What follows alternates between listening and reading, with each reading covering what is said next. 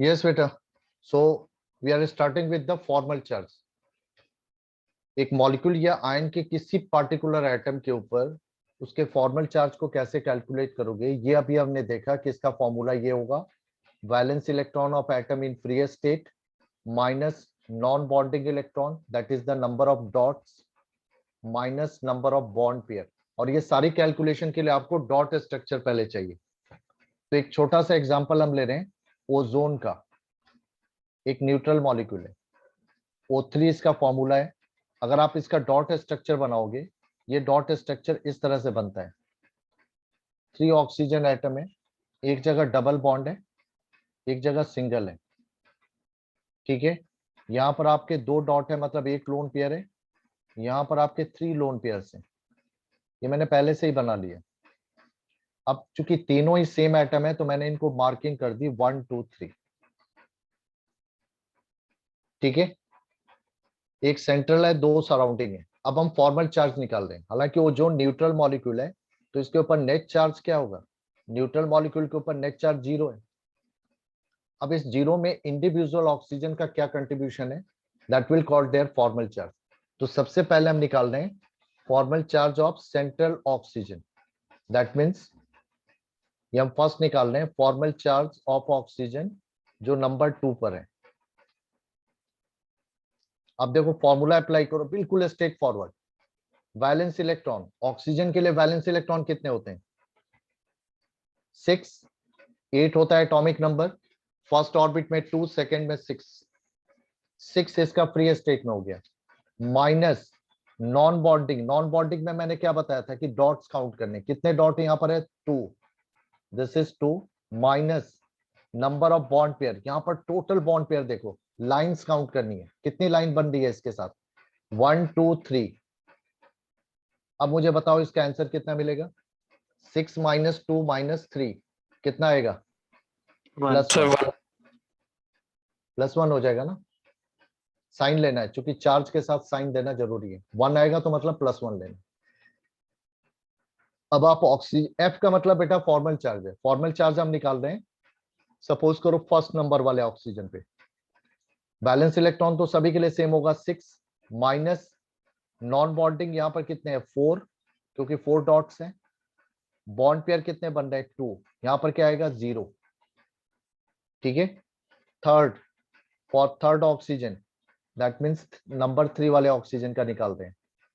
6 minus non bonding कितने हो गए, यहाँ पर 6 हो गए, 6 डॉट है, -1, एक बॉन्ड पेयर है इस ऑक्सीजन के लिए, कितना आया -1। ये इनका फॉर्मल चार्ज हुआ।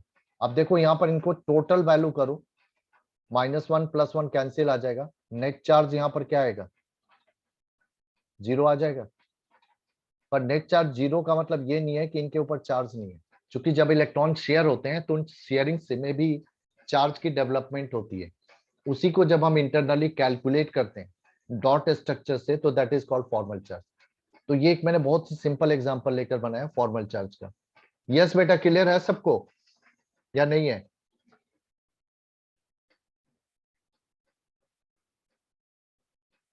हाँ बेटा, फॉर्मल चार्ज क्लियर Yes, हुआ यस सर। किसी? अच्छा ठीक है, चलो। कई बार होता है कि आपको सभी के कैलकुलेट नहीं करने होते। जैसे मान लो आपको दिया गया कि find formal charge on carbon of CO2, carbon dioxide के कार्बन पर का फॉर्मल चार्ज निकालना है। तो पहले तो आपको CO2 का डॉट स्ट्रक्चर बनाना होगा। ये देखो मैंने डॉट स्ट्रक्चर बना दिया। ठीक है, डॉट स्ट्रक्चर में डॉट्स वगैरह, यहाँ पर आपके 4 डॉट्स आ गए। अब मुझे इस कार्बन का फॉर्मल चार्ज निकालना है। फॉर्मूला वही अप्लाई होगा। कार्बन का फॉर्मल चार्ज क्या होगा, ये देखो जो फॉर्मूला है, valence electron minus non bonding यानी number of dots minus number of bond pair. यहां पर देखो बेटा ध्यान से, क्योंकि हमें सिर्फ कार्बन का कहा गया निकालने को। यहां पर देखो कार्बन के लिए वैलेंस इलेक्ट्रॉन 4, कोई डॉट नहीं है यहाँ पर तो 0 ले लो। नंबर ऑफ बॉन्ड पेयर यहाँ कितने बनने हैं, 1 2 3 4, इधर लेफ्ट और राइट दोनों तरफ से काउंट करने होंगे। कितना आ गया, इसका फॉर्मल चार्ज 0 आ गया, फॉर्मल चार्ज 0 आ गया। ये मैंने न्यूट्रल मॉलिक्यूल्स लिए। अब यहीं पे देखो आपका फाइंड फॉर्मल चार्ज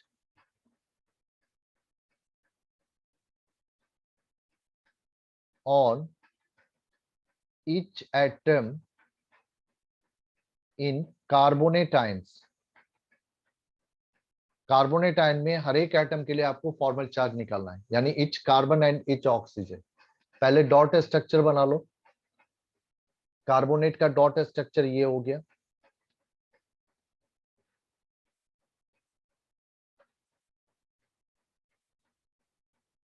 ये मैं डॉट स्ट्रक्चर आपको दे रहा हूं। ये इसके ऊपर नेट चार्ज -2 आ रहा है। यहाँ पर आपके 6 डॉट होंगे, इस पर भी 6 डॉट होंगे। यहाँ पर 2 बॉन्ड बन रहे हैं तो मतलब 4 डॉट। अब ये जरा बेटा कैलकुलेट करके देखो अपने नोटबुक में, इनको मार्क कर लो। चूंकि ऑक्सीजन यहाँ पर सराउंडिंग के तीनों ऑक्सीजन ही है, तो इसको नंबर 1 दे देते हैं, इसको नंबर 2, नंबर 3 और नंबर 4। 2 और 4 के लिए फॉर्मल चार्ज सेम होगा क्योंकि ये सेम कंडीशन में। 3 का थोड़ा अलग होगा, तो जो आप 2 का निकालोगे वही 4 का हो जाएगा। तो इसका मतलब 1 2 और 3 निकालना है बस। अब ये निकालो आप। जैसे कार्बन से शुरू करो, कार्बन का फॉर्मल चार्ज कितना आएगा। उसी तरह ऑक्सीजन 1 का फॉर्मल चार्ज कितना होगा, सॉरी ऑक्सीजन 2 का, नंबर 2 ऑक्सीजन का। जो नंबर 2 का होगा वही 4 का हो जाएगा। और इसी तरह से नंबर 3 का ऑक्सीजन का फॉर्मल चार्ज निकालो।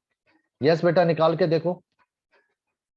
फॉर्मूला मैं लिख देता हूं एक बार फिर, कि formal charge is equal to valence electron minus non bonding electron minus number of bond pair. अब जरा एक बार खुद से प्रैक्टिस करके देखो कि आपको आ रहा है कि नहीं आ रहा है। 1 मिनट का टाइम दे रहा हूं बेटा।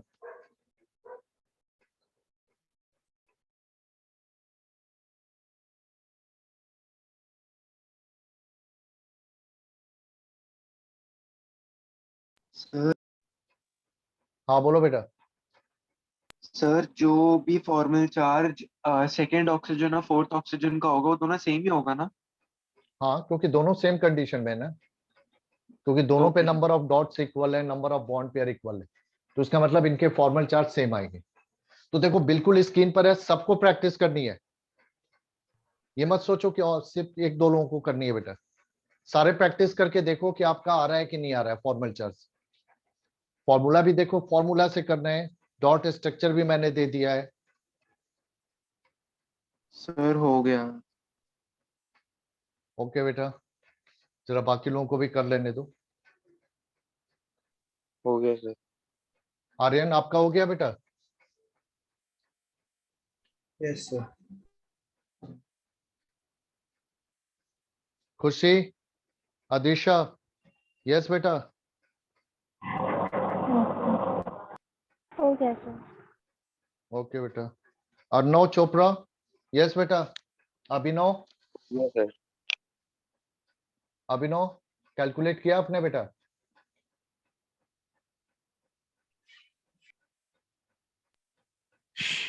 यस सर, कर रहा हूँ अभी 1 मिनट। ओके। प्रज्ञा कर रही है बेटा। Yes sir. हो गया।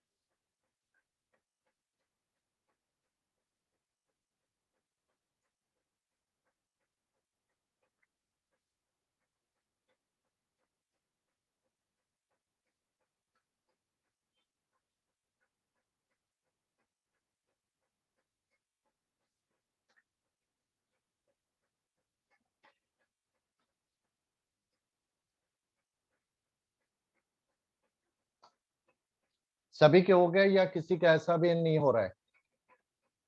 हाँ बेटा, आप में से किसी का ऐसा है कि जिसको फॉर्मल चार्ज कैलकुलेट करने नहीं आ रहा है, या सबने कर लिया?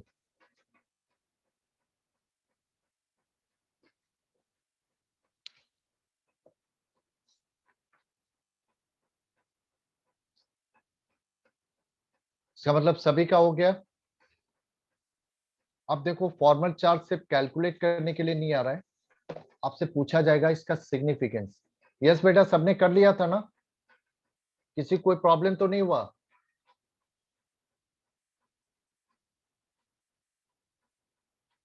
कोई रिस्पॉन्ड नहीं आ रहा है? अदिशा, अर्णव, कर लिया आर्यन, ओके बेटा, तो रिस्पॉन्ड तो करोगे, फिर पता कैसे चलेगा मुझे? अब देखो, एक आता है सिग्निफिकेंस, इसकी इंपॉर्टेंस क्या है? Significance of formal charge. जो आप फॉर्मल चार्ज निकाल रहे हो, इसका सिग्निफिकेंस इंपॉर्टेंस क्या है? इसकी इंपॉर्टेंस है कि it help to select most stable structure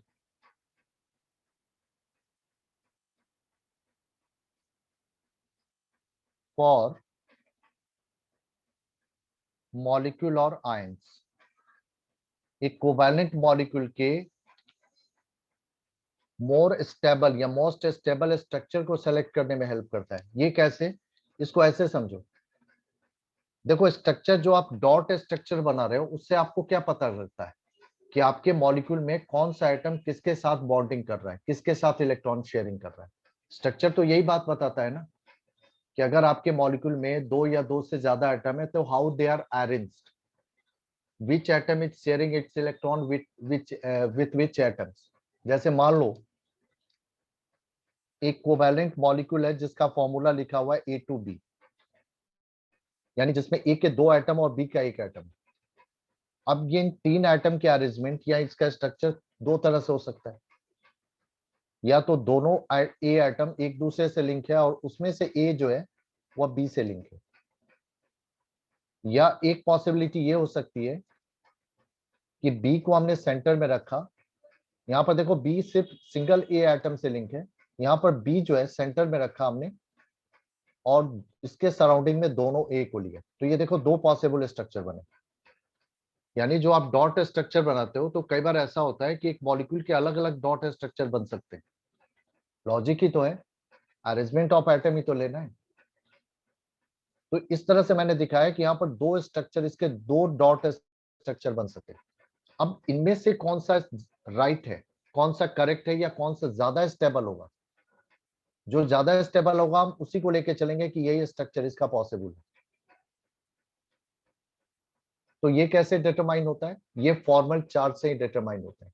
इसके लिए क्या आप करते हो कि दोनों स्ट्रक्चर में अलग अलग इंडिविजुअल आइटम के फॉर्मल चार्ज कैलकुलेट करोगे।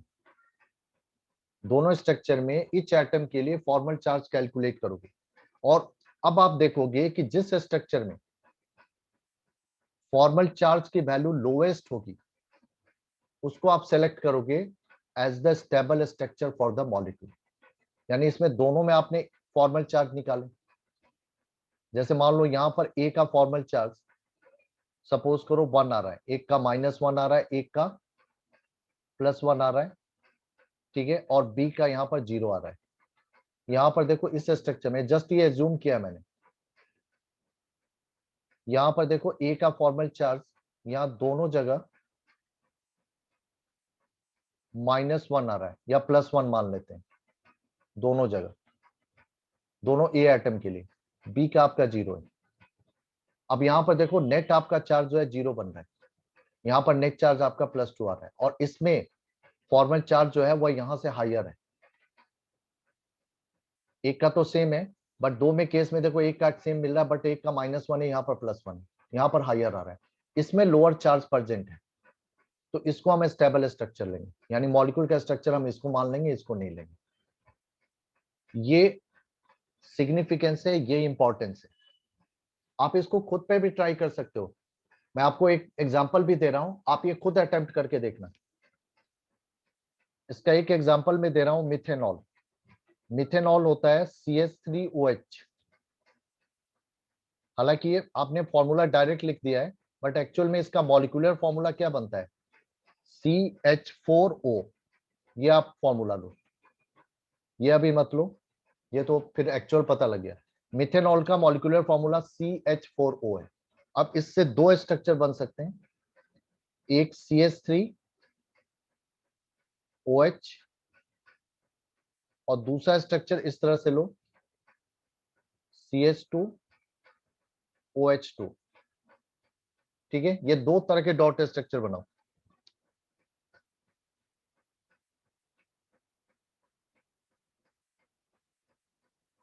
अब इन दोनों डॉट स्ट्रक्चर में इंडिविजुअल एटम के फॉर्मल चार्ज निकालो, और आप देखोगे कि इस वाले स्ट्रक्चर में फॉर्मल चार्ज की वैल्यू लोअर आ रही है एज कंपेयर टू दिस।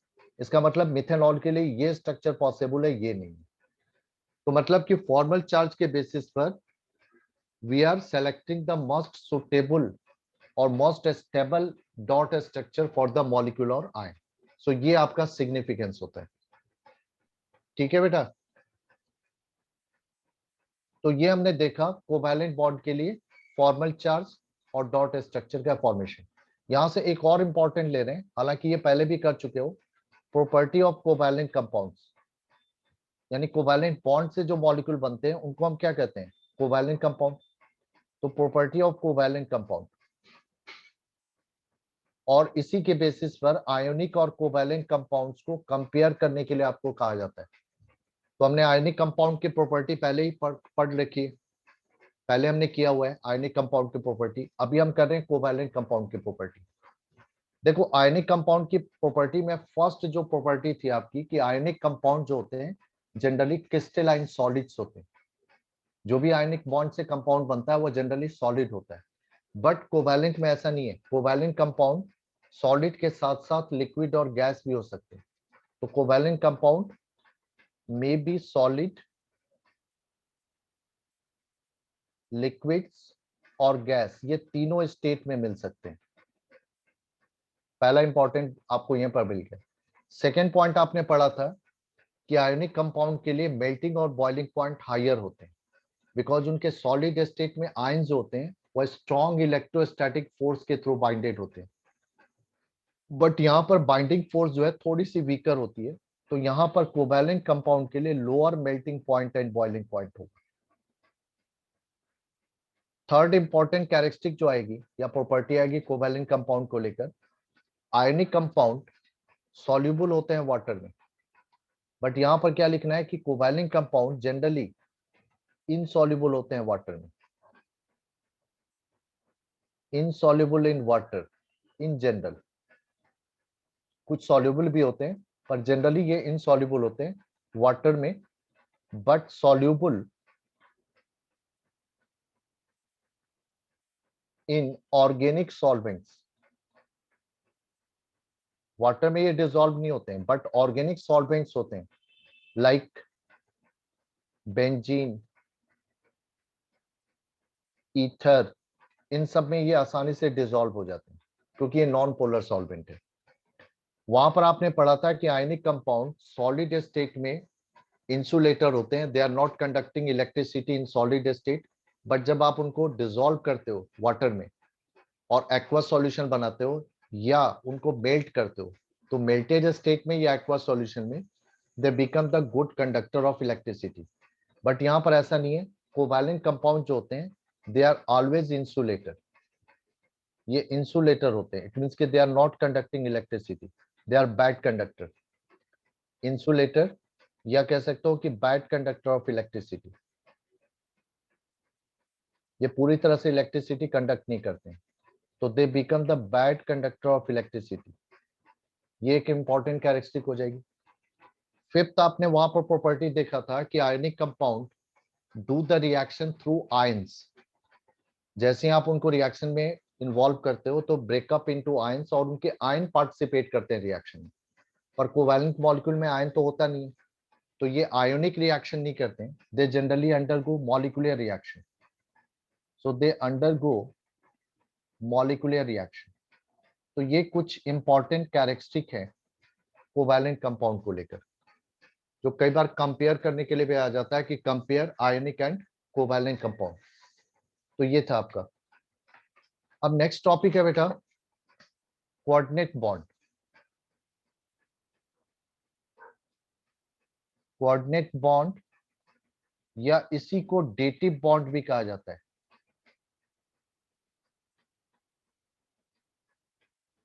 ये क्या होता है?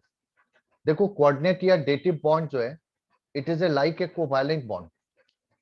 तो इसको हम डिफाइन क्या करते हैं कि this is a type of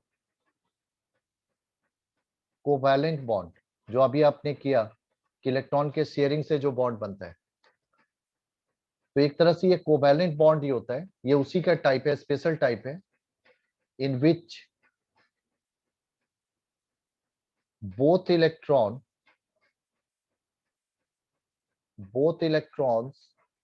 of bond pair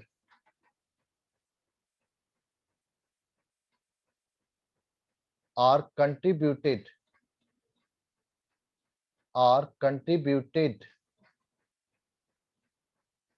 by one of the two atoms।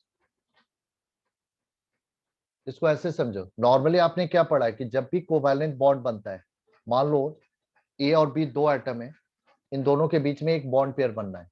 तो एक बॉन्ड पेयर का मतलब 2 इलेक्ट्रॉन्स, तो उन 2 में से एक इलेक्ट्रॉन ए कंट्रीब्यूट करेगा और दूसरा इलेक्ट्रॉन बी कंट्रीब्यूट करेगा।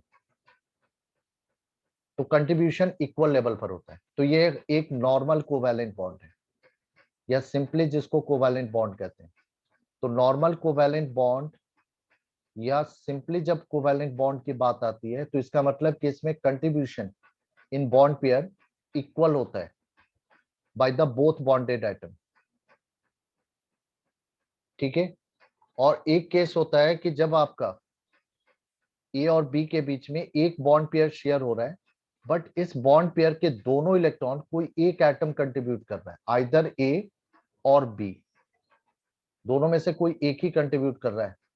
इसका मतलब both electron are contributed by only one atom of the two bonded atom. दो में से एक ही शेयर कर रहा है, यानी एक उसके बिहाफ में दे रहा है, एक तो अपने लिए दे रहा है, दूसरा उसके बिहाफ में दे रहा है, जो दूसरा नहीं दे सकता। ठीक है। तो जो कंट्रीब्यूट करता है, जैसे यहां पर ए कंट्रीब्यूट कर रहा है, तो इसको कहा जाता है डोनर, इसको कहा जाता है डोनर एटम। जैसे यहां पर ए डोनर था, यहां पर बी आपका डोनर एटम है। ये जो केस होता है, इसी को कहा जाता है कोऑर्डिनेट बॉन्ड या dative bond. This is your coordinate और डेटिव बॉन्ड। बट इनको रिप्रेजेंट कैसे किया जाए? अब प्रेजेंटेशन चेंज होता है। जब आपका नॉर्मल कोवैलेंट बॉन्ड होता है, जिसमें कंट्रीब्यूशन बाय बोथ एटम होता है, तो यहां पर हम बॉन्ड पेयर को जो शो करते हैं वह आपके नॉर्मल स्ट्रेट लाइन से। लेकिन इस केस में क्या होता है कि चूंकि कंट्रीब्यूशन नॉन यूनिफॉर्म है, इक्वल कंट्रीब्यूशन नहीं आ रहा है, तो यहां पर कंट्रीब्यूट करने वाले एटम के से दूसरे एटम जो डोनर होता है और जो कंट्रीब्यूट नहीं करता है, इसको हम लोग कहते हैं एक्सेप्टर एटम, क्योंकि ये सिर्फ आपका पेयर एक्सेप्ट कर रहा है, कंट्रीब्यूट नहीं कर रहा है, तो इसको हम लोग एक्सेप्टर एटम कहते हैं। तो यहां से क्या होता है कि डोनर से एक्सेप्टर की तरफ एक एरो मार्क किया जाता है। ये आपका प्रेजेंटेशन है कोऑर्डिनेट बॉन्ड का। अगर ऐसा है तो ये नॉर्मल कोवैलेंट है। अगर इस तरह से शो किया हुआ है, अगर स्ट्रक्चर में, अगर आपके डॉट स्ट्रक्चर में इस तरह से बॉन्ड लिखा हुआ है, तो इसका मतलब ये कोऑर्डिनेट बॉन्ड है ये भी कोवैलेंट बॉन्ड ही, बट इसमें कंट्रीब्यूशन अनइक्वली हो जाता है। जैसे इस केस में प्रेजेंटेशन ऐसे हुआ, इस केस में बी डोनर है, तो यहां पर हम बी से ए की तरफ एरो शो करेंगे। ये प्रेजेंटेशन हुआ। यस बेटा, इसीलिए इसको डिफाइन भी शॉर्ट में यही किया जाता है कि कंट्रीब्यूटेड बाय वन, इसकी शॉर्ट डेफिनेशन बनती है contributed by one but share by both. ये इसकी शॉर्ट डेफिनेशन लैंग्वेज हम बनाते हैं कोऑर्डिनेट बॉन्ड के लिए। और नॉर्मल में होता है कि contributed by both and share by both, यहां पर वन आ जाता है। यस बेटा, समझ में आया? कोऑर्डिनेट या dative bond? Yes sir. Clear हो गया बेटा? अब ये देखो यस कि सर। यस ये बॉन्ड आपका फॉर्म कहां पर होता है? एक्चुअल में ये बॉन्ड दो एटम के बीच में जो बनता है वो सेम मॉलिक्यूल के हो सकते हैं या डिफरेंट मॉलिक्यूल भी हो सकते हैं। यानी ये bond with in the molecule और बिटवीन द मॉलिक्यूल दोनों तरह से बनता है। तो ये आपको ध्यान रखना है कि this bond is formed between two atoms belonging to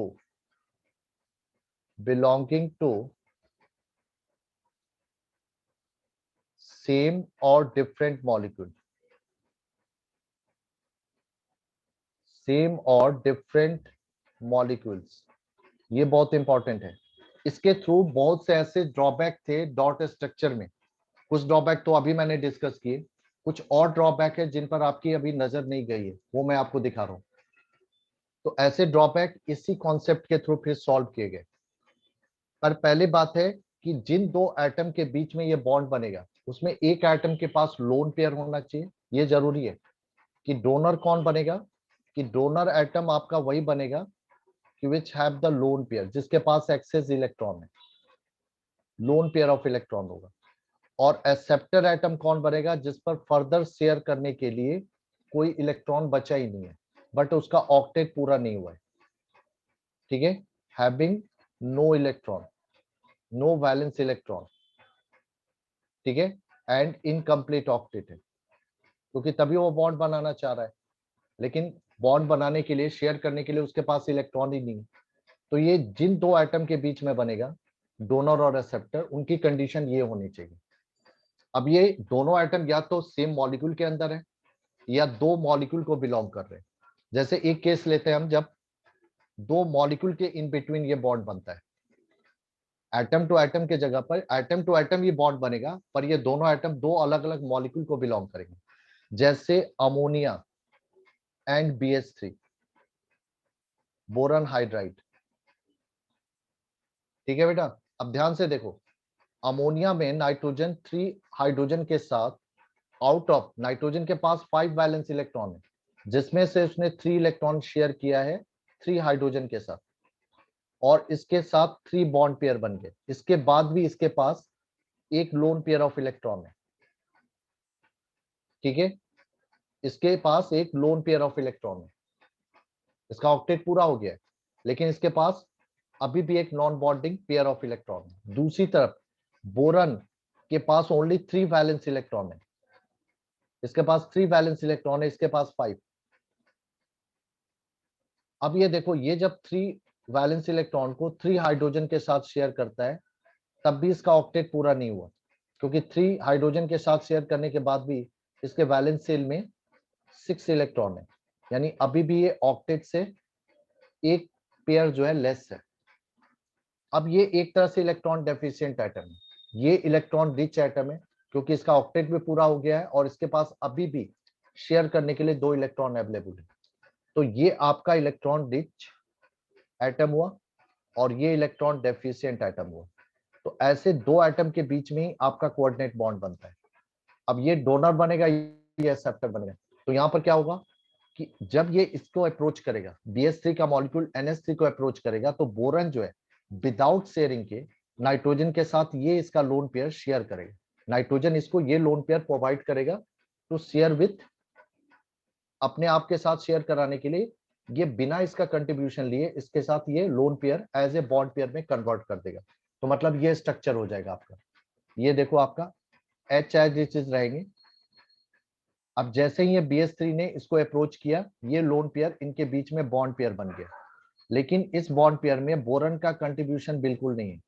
तो इसको हम शो कैसे करेंगे, नाइट्रोजन से बोरन की तरफ इस तरह से शो करेंगे। तो ये जो स्ट्रक्चर हमने बनाया, यही आपका कोऑर्डिनेट बॉन्ड है। इसको आप ऐसे भी लिख सकते हो, शॉर्ट फॉर्म में भी लिख सकते हो, NH3 एरो BH3। तो देखने वाला समझ जाएगा कि N और B के बीच में कोऑर्डिनेट बॉन्ड बना है। यस बेटा, क्लियर है? सर हाँ सर अपने वो और H3n लिख दिया है कहाँ पर? और मैंने ये बताया सर ना कि नीचे। इसे ऐसे ना लिखकर इसको ऐसे भी लिख सकते हो। सर तो NH3 होना चाहिए ना। हाँ, तो H चूंकि N यहाँ बॉन्ड बनेगा ना B के साथ, तो इधर हम H लिखेंगे तो कंफ्यूजन हो जाएगा ना, पीछे कर दो। सर मतलब बात सेम रहेगी ना दोनों में। हाँ दोनों सेम रहा, ये शॉर्ट हो गया, इसमें हमने हाइड्रोजन वाले बॉन्ड नहीं शो किए। क्लियर है बेटा? Okay sir, yes sir. अब मैं दिखा रहा हूं आपको दूसरा, ये बिटवीन द टू मॉलिक्यूल था, अब विथ इन द मॉलिक्यूल का केस देखो। और ड्रॉबैक जो आपने डॉट स्ट्रक्चर में माइंड नहीं किया है, O3 वाला ही केस ले रहा हूँ। O3 का जब डॉट स्ट्रक्चर आप बनाते हो तो यहाँ पर एक जगह सिंगल, यहाँ पर एक जगह डबल, ठीक है। यहाँ पर देखो आपके 4 डॉट हो गए, यहाँ पर एक डॉट, यहाँ पर आपके 6 डॉट हैं। अब कोशिश करो, ऑक्सीजन के पास 6 वैलेंस इलेक्ट्रॉन है और इसके ऑल 6 वैलेंस इलेक्ट्रॉन बॉन्डिंग से बाहर है। फिर ये इलेक्ट्रॉन शेयर कैसे हुआ? क्योंकि इसको काउंट करोगे तो इसके पास तो 7 वैलेंस इलेक्ट्रॉन है, बट ये ट्रू नहीं है क्योंकि ऑक्सीजन के पास ओनली 6 वैलेंस इलेक्ट्रॉन है। और जब 6 वैलेंस है तो इसी 6 में से ये एक इलेक्ट्रॉन शेयर होना चाहिए, बट यहाँ पर जो डॉट्स बता रहे हैं कि ये 6 इलेक्ट्रॉन शेयर ही नहीं हुए, तो फिर ये कहां से डॉट आ रहा है? ये नहीं हुआ कंफ्यूजन? कंफ्यूजन हुआ ना? ये यहाँ पर तो ठीक है, बट यहाँ पर कंफ्यूजन हो गया। इन दोनों जगह पे बॉन्ड जो फॉर्म हुआ, शेयरिंग जो हुई, ये एक्सप्लेन्ड है कि इतने बैलेंस इलेक्ट्रॉन थे, उसमें से इतने शेयर हुए। जैसे इसके पास 6 थे, इसने 2 इलेक्ट्रॉन शेयर किए, ठीक है, तो 2 इसको शेयरिंग से मिल गए, तो इसका ऑक्टेट पूरा हो गया। यहाँ पर भी ठीक है, 6 में से इसने 4 इलेक्ट्रॉन शेयर किए। सारी प्रॉब्लम यहाँ पर आपको दिख रही है, किस ऑक्सीजन पर इलेक्ट्रॉन जो है शेयर ही नहीं हुए, फिर ये शेयर आया कैसे? ओके बेटा, ये जो कंफ्यूजन हुआ इसी को रिमूव किया गया जब कोऑर्डिनेट बॉन्ड का कॉन्सेप्ट अप्लाई करोगे, कि एक्चुअल में ये नॉर्मल बॉन्ड नहीं है, ये एक्चुअली इन दोनों के बीच में कोऑर्डिनेट बॉन्ड बन रहा है, जिसमें ऑक्सीजन अपना पूरा एक पेयर इसके साथ शेयर कर रहा है बिना कंट्रीब्यूशन दिए। अब देखो ये आपका प्रॉब्लम सॉल्व हो गया। 6 में से 2 इलेक्ट्रॉन इसने यहाँ पर कोऑर्डिनेट बॉन्ड में डाले, 2 इलेक्ट्रॉन नॉर्मल कोवैलेंट बॉन्ड में शेयर किए, ठीक है, यानी 4 और ये 2 6। जब हम कोऑर्डिनेट बॉन्ड का कॉन्सेप्ट लगाते हैं तब हमें समझ में आता है कि एक्चुअल स्ट्रक्चर जो है इसका ये नहीं है, इसका एक्चुअल स्ट्रक्चर ये है। इसमें एक जगह नॉर्मल कोवैलेंट बॉन्ड नहीं है, कोऑर्डिनेट बॉन्ड है। इसी की मैं बात कर रहा था कि डॉट स्ट्रक्चर जब आप बनाते हो तो बहुत जगह कंफ्यूजन भी होता है। ये सारे कंफ्यूजन रिमूव हुए जब हमने आगे फर्दर कोऑर्डिनेट बॉन्ड और वैलेंस बॉन्ड थ्योरी को अप्लाई किए। ठीक है बेटा, क्लियर है?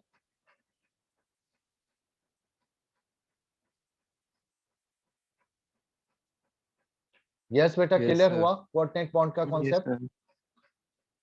तो ऐसे बहुत जगह आएंगे जहां पर कोऑर्डिनेट बॉन्ड मिलेगा और जिसको नॉर्मल बॉन्ड से अलग एरो के थ्रू शो होता है, ठीक है। तो ये 2 मैंने एग्जांपल दिए। उसी तरह से NH4 पॉजिटिव में भी यही केस होता है। NH4 पॉजिटिव कैसे बनता है? NH3 अपने एक लोन पेयर को H+ के साथ शेयर करता है। जब ये इसके साथ शेयर करता है तो इससे क्या होता है कि ये पूरा पेयर इसके साथ जब शेयर करेगा ये, तो अब ये प्लस जो है इसके ऊपर आ जाता है, यानी पूरे मॉलिक्यूल के ऊपर आ जाता है। तो NH4 पॉजिटिव का स्ट्रक्चर में भी ये कोऑर्डिनेट बॉन्ड है। यहाँ पर NH3 और H+ के बीच में कोऑर्डिनेट बॉन्ड बन रहा है, ठीक है। क्लियर है बेटा? यस तो सर। ये था बेटा, तो ये हमारा था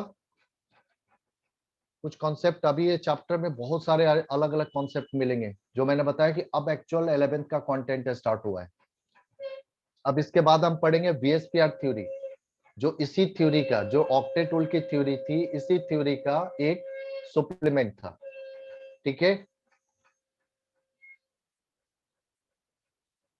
यस सर।